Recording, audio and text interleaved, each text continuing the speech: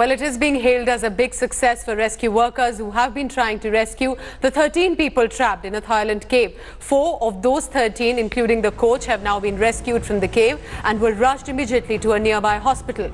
Reports are suggesting that all the 4 rescued footballers are in good health condition. The next phase of rescue operation will now be 10 hours from now, as the oxygen level in the cave have depleted. The operation is being conducted, remember, by a group of 90 divers. 40 of them are from Thailand, while 50 others are from different nations.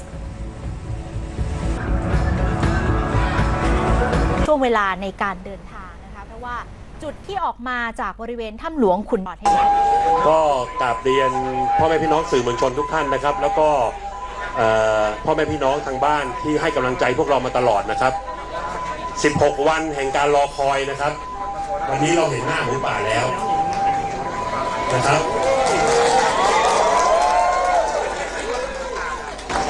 อย่างที่กราบเรียนพวกเราว่า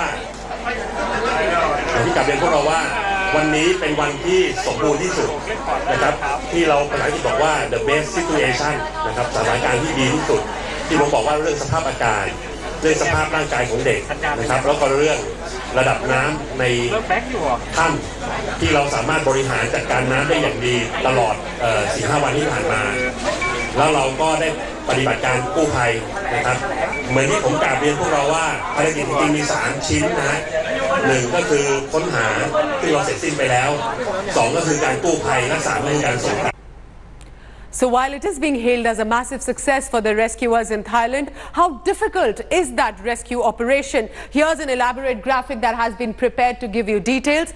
First, look at this rescue camp that has been set up, the red plus color, where emergency medical facilities have been put. And 4 kilometers away through this zero visibility terrain and water, including a trek and climb of 400 meters, the rescuers finally managed to reach the cave where those young footballers and the coach have been stranded for 2 weeks. So once they have managed to dive their way through, this is how they're going to return. Just look at this visual.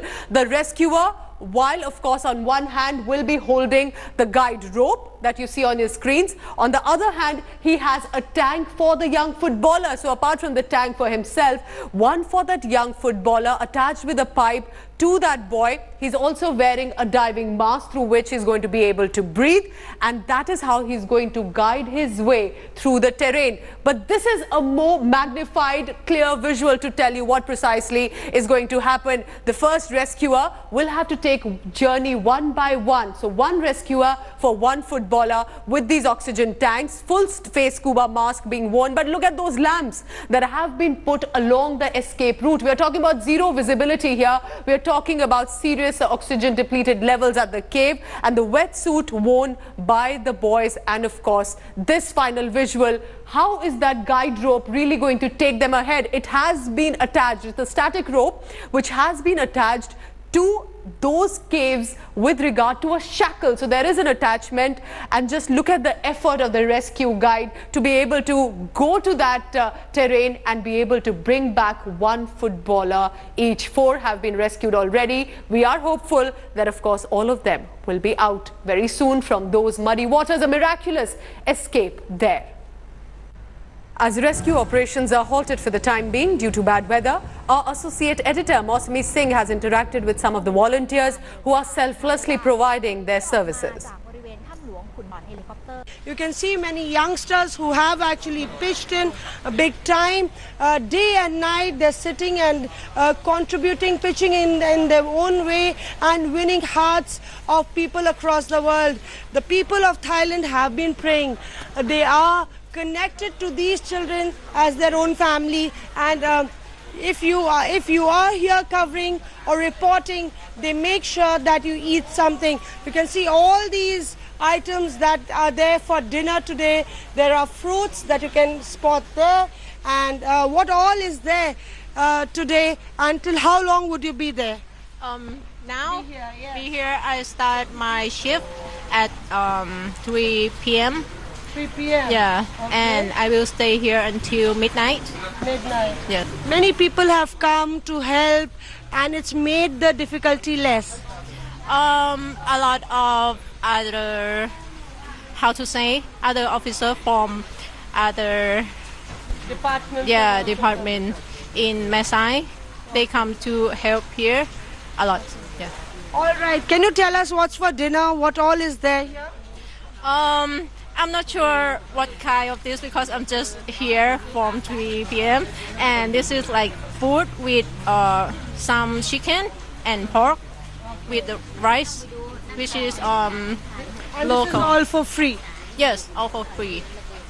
Are you all happy of the fact that the good news came in today because everybody has been waiting for long and 4 children have been taken out? Yes, we are very happy because it's a long time and we concerned about the situation and it's like the good news for us too. Yeah, we are happy. Ever since 12 young footballers and their football coach went missing in Thailand, the world has had their eyes fixed on Thailand. The center of attraction have been the 12 boys, of course, who braved those tough conditions for 2 weeks. So how exactly did these young footballers spend this time inside the flooded cave? Watch this report.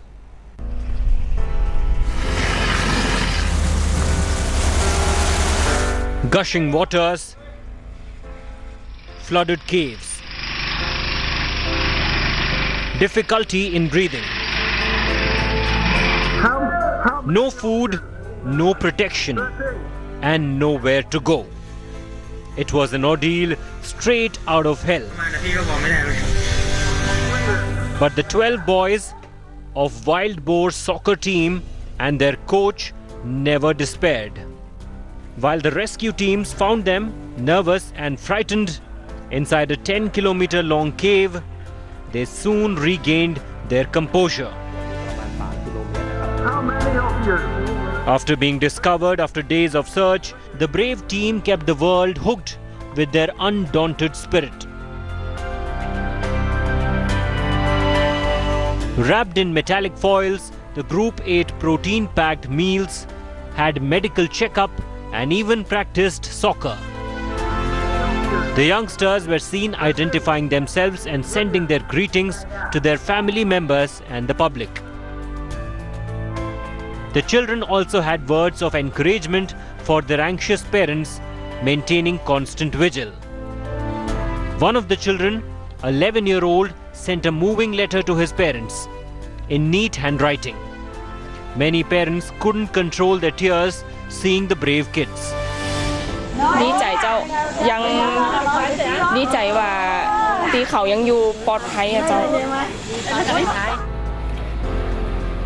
The children eventually took lessons in deep diving from the rescuers to make them comfortable during the risky evacuation bid. The never-say-die spirit of the youngsters was one of the moving forces for the Navy SEALs determined to rescue the team. With Mosmi Singh in Chiang Rai, Thailand, Bureau Report, India Today.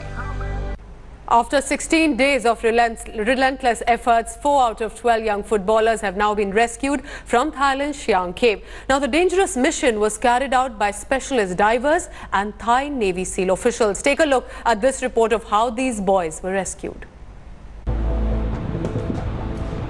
Heartening news after over 2 weeks from Thailand. Some good news from Chiang Rai, where young boys are fighting all odds. And the men at the heart of the mammoth task, squeezing through the narrow tunnel of the cave, are no less than supermen. Thai and foreign Navy SEALs entered the Tham Luang cave on Sunday morning. 从29号过来，基本30号基本上都进去了。前面时间多一点，现在好快。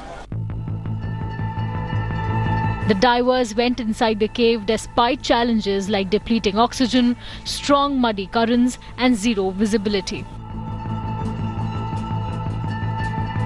Depleting oxygen was also the reason why a former Thai Navy SEAL died on Friday.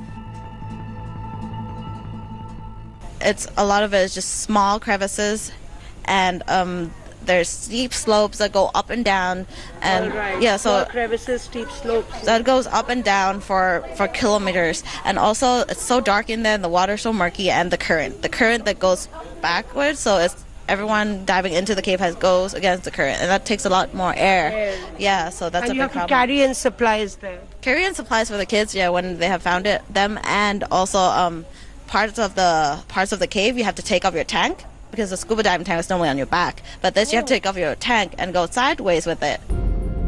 In the long journey of rescuing the kids, the divers even carried heavy air tanks for the kids, which was used by the rescued kids to breathe while being escorted through the deep, dark, flooded tunnelway. How they dove out with the kids was that someone was carrying the kid's tank, and the kid only had the mask on, so they weren't carrying their own tanks. Because the tank is heavy, how much would it weigh, the tank? I think out of water it's about 15 to 30 kilograms, but in water it's lighter than that, but it's also a big chunky metal. Heavy. For 15 to 30 in water would also be a bit heavy for children.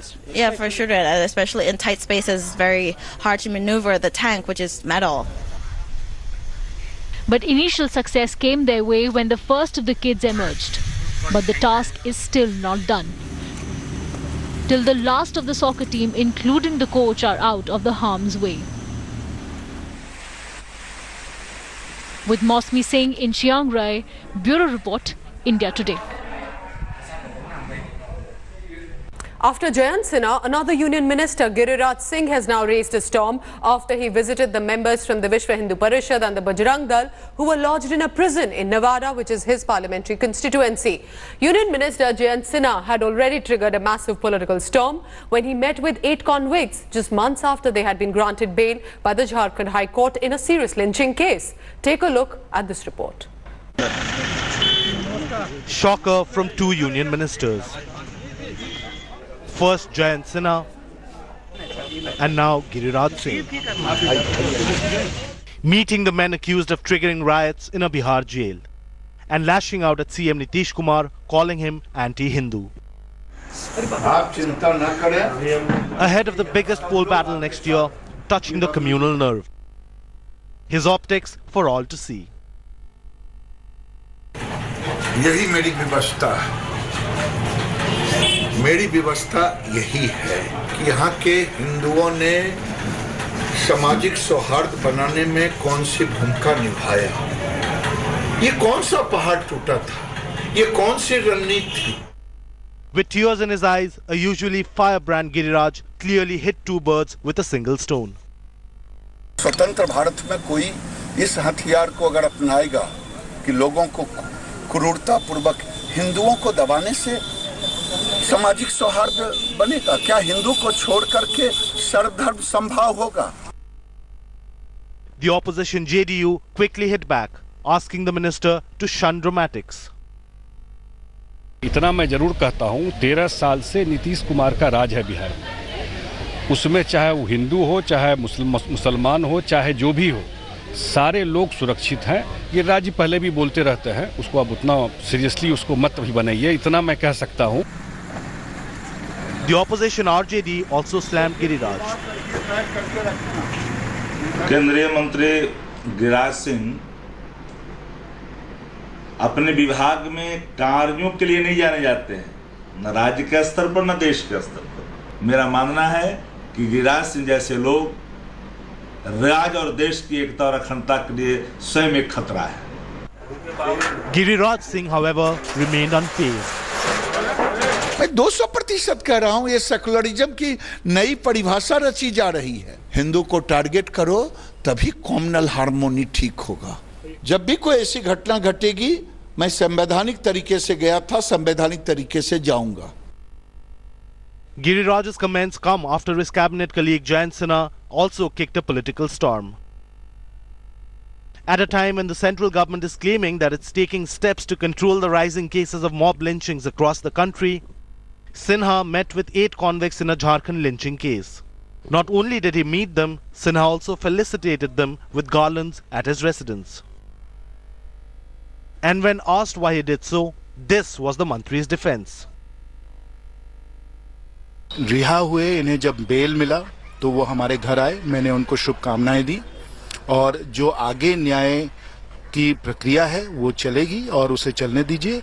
जो दोषी हैं उन्हें सजा मिलेगी, जो निर्दोष हैं उन्हें रिहा कर दिया जाएगा। The opposition slammed both Giriraj and Sinha for their controversial comments. चाहे जयंत सिन्हा जी हों, वो केंद्रीय राज्य मंत्री हैं, चाहे सिंह साहब, वो भी केंद्रीय राज्य मंत्री हैं। जिस पार्टी के तरफ से वो केंद्रीय मंत्री हैं, उस पार्टी की बुनियादी घृणा, भेदभाव, नफरत और हिंसा पर आधारित है। This is one of the most shameful things happening in the post-independent India, where a government minister is going to honor all those people who are involved in lynching. As two Modi mantris remain in a soup for openly backing alleged rioters and honoring lynching accused, doubts are being cast on the centre's claim to take steps against mob lynchings. With Rohit Singh in Patna, Bureau Report, India Today. In what could prove to be a massive embarrassment for the Congress party, a former member of its social media team has made serious allegations of physical harassment against a senior colleague. The alleged victim has now spoken exclusively to India Today, saying when she made those complaints to Congress social media head Divya Spandana, she dismissed her allegations and instead blamed her for her work performance. Now this alleged victim has filed a police complaint, now also written to party chief Rahul Gandhi. The woman has formerly worked with the Congress for less than 3 months.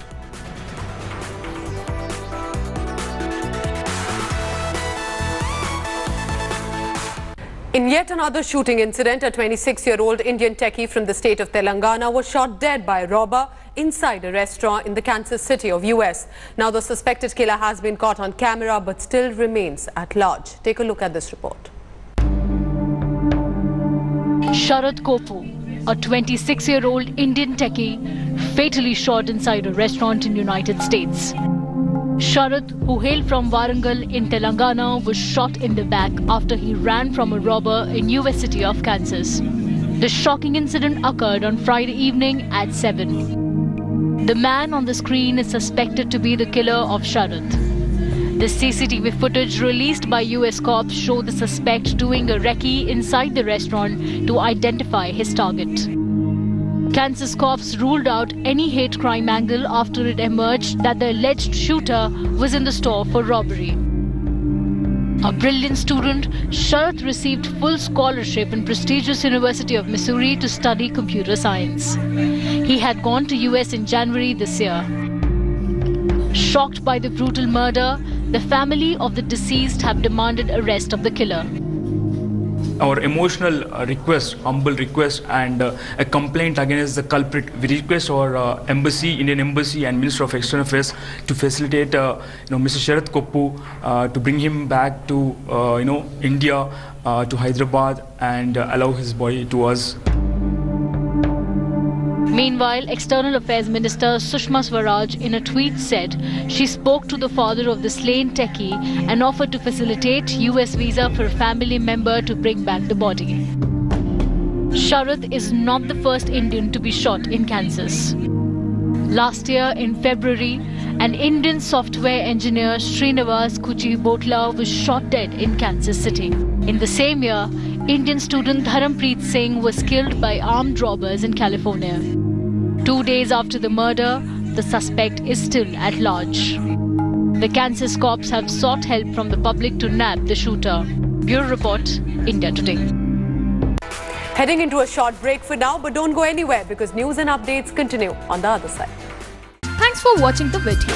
For more such news and updates, please like, share and subscribe to India Today. Also check out our other great videos from our channel. We know you will love to.